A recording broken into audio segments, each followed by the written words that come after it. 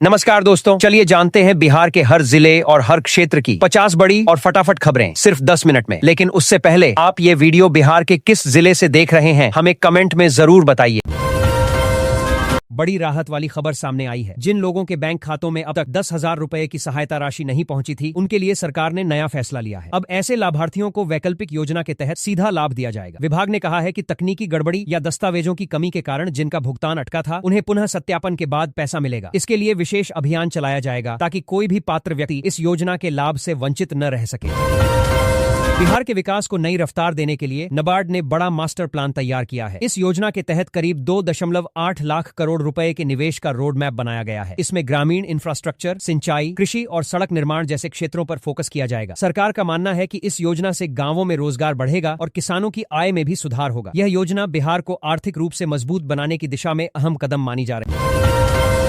आम की खेती करने वाले किसानों के लिए जरूरी सलाह सामने आई है। छोटे फलों के समय से पहले झड़ने की समस्या से बचने के लिए कृषि विशेषज्ञों ने कई उपाय बताए हैं। इसमें समय पर सिंचाई, उचित पोषण और कीटनाशकों का संतुलित उपयोग शामिल है। विशेषज्ञों का कहना है कि सही देखभाल से उत्पादन में 20 से 30% तक बढ़ोतरी हो सकती है। इससे किसानों को अधिक मुनाफा मिलेगा और उनकी आर्थिक स्थिति मजबूत होगी। यह समय पर सही तकनीक अपनाने का महत्वपूर्ण मौका है।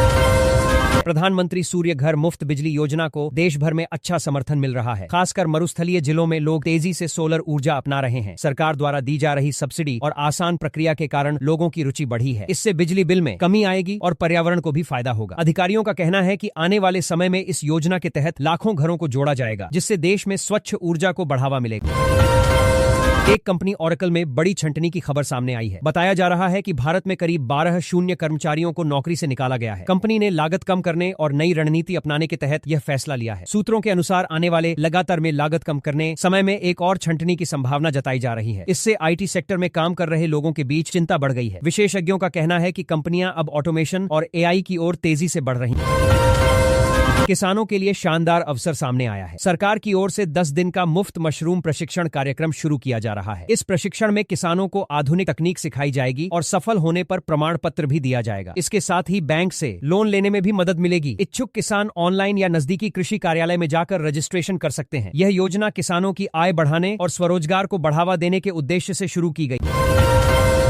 राजस्थान, महाराष्ट्र और गुजरात में हालात बिगड़ते नजर आ रहे हैं, जहां लॉकडाउन जैसे दृश्य देखने को मिल रहे हैं। रेलवे स्टेशनों पर बड़ी संख्या में मजदूरों की भीड़ उमड़ पड़ी है। लोग अपने घर लौटने के लिए परेशान दिख रहे हैं। प्रशासन स्थिति को संभालने में जुटा है और अतिरिक्त ट्रेनों की व्यवस्था की जा रही है। अधिकारियों ने लोगों से अफवाहों पर ध्यान न देने और शांति बनाए रखने की अपील की है। हालात पर लगातार नजर रखी जा रही है। बिहार सरकार ने बड़ा फैसला लेते हुए चूहे और गिलहरी मारने वाली दवाओं की बिक्री पर रोक लगा दी है। अब इन दवाओं को ऑनलाइन प्लेटफॉर्म जैसे Amazon और मीशो से भी ऑर्डर नहीं किया जा सकेगा। सरकार का कहना है कि इन दवाओं के गलत इस्तेमाल से पर्यावरण और अन्य जीवों को नुकसान हो रहा था। इस कदम का उद्देश्य जैव विविधता की रक्षा करना है। नियमों का उल्लंघन करने वालों के खिलाफ कड़ी कार्रवाई की चेतावनी दी गई है। बिहार में अब नौकरियों के साथ साथ औद्योगिक विकास पर भी जोर दिया जा रहा है। उप मुख्यमंत्री सम्राट चौधरी ने इंडस्ट्रियल बूम का रोड मैप पेश किया है। इसमें नए उद्योग लगाने, निवेश आकर्षित करने और रोजगार सृजन पर फोकस किया जाएगा। सरकार का लक्ष्य है कि राज्य को औद्योगिक हब के रूप में विकसित किया जाए। इससे युवाओं को स्थानीय स्तर पर रोजगार मिलेगा और पलायन में कमी आएगी। आने वाले समय में कई बड़े प्रोजेक्ट शुरू होने की संभावना है। वैश्विक तनाव और संभावित युद्ध की स्थिति के बीच गैस सप्लाई को लेकर चिंता बढ़ रही है। विशेषज्ञों का कहना है कि एलपीजी के अलावा कई अन्य गैसों की भी कमी हो सकती है। इसका असर उद्योगों और घरेलू उपयोग पर पड़ेगा। खासकर आयात पर निर्भर देशों में इसका प्रभाव अधिक देखने को मिल सकता है। सरकारें वैकल्पिक ऊर्जा स्रोतों की ओर ध्यान दे रही हैं। आम लोगों को भी ऊर्जा बचाने और विकल्प अपनाने की सलाह दी जा रही है।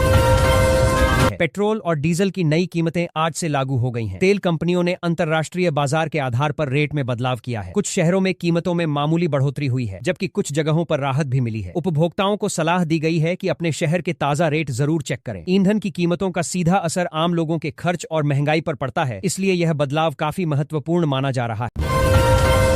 देश के सबसे भ्रष्ट विभागों को लेकर एक नई रिपोर्ट सामने आई है, जिसने सिस्टम पर बड़ा सवाल खड़ा कर दिया है। रिपोर्ट में 10 विभागों की लिस्ट जारी की गई है, जिसमें कई अहम सरकारी संस्थान शामिल हैं। खास बात यह है कि 8वें नंबर पर मौजूद विभाग का नाम जानकर लोग चौंक रहे हैं। आम जनता का कहना है कि इन विभागों में बिना घूस के काम होना मुश्किल है। विशेषज्ञों ने पारदर्शिता बढ़ाने और सख्त निगरानी की जरूरत बताई है। वहीं सरकार भी सुधार के संकेत दे रही है।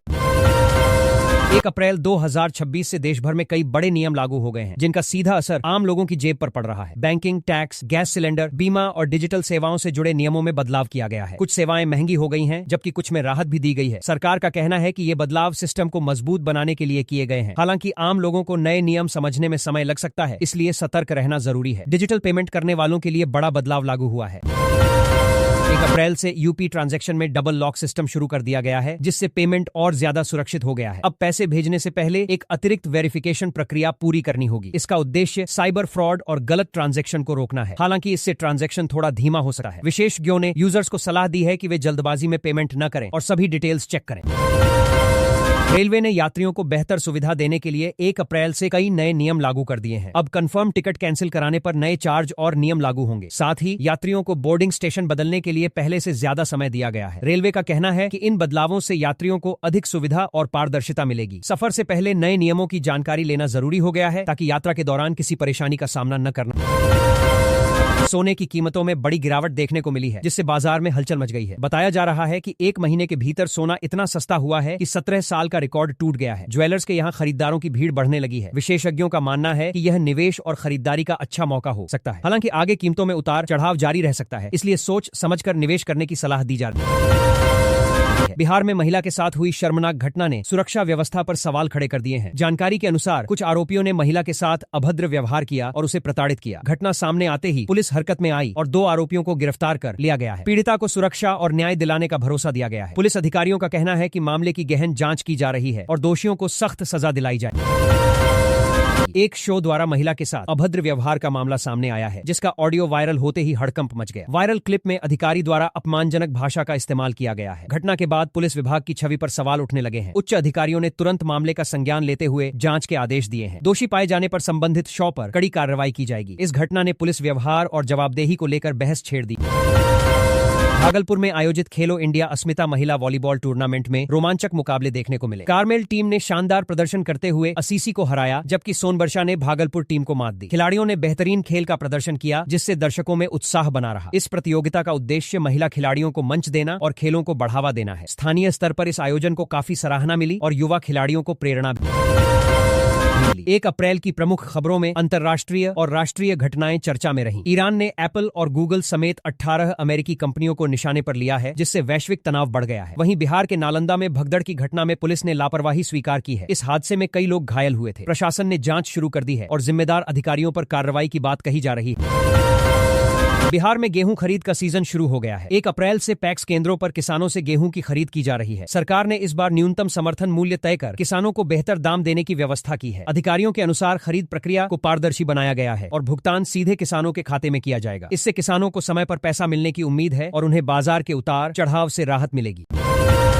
किसानों को राहत देने के लिए सरकार ने कृषि लोन पर 1% अतिरिक्त ब्याज अनुदान देने की घोषणा की है। इस फैसले से किसानों को सस्ते दर पर ऋण मिल सकेगा और उनकी आर्थिक स्थिति में सुधार आएगा। सरकार का उद्देश्य किसानों को कर्ज के बोझ से राहत देना और खेती को लाभदायक बनाना है। विशेषज्ञों के अनुसार यह कदम कृषि क्षेत्र को मजबूत करने में अहम भूमिका निभाएगा।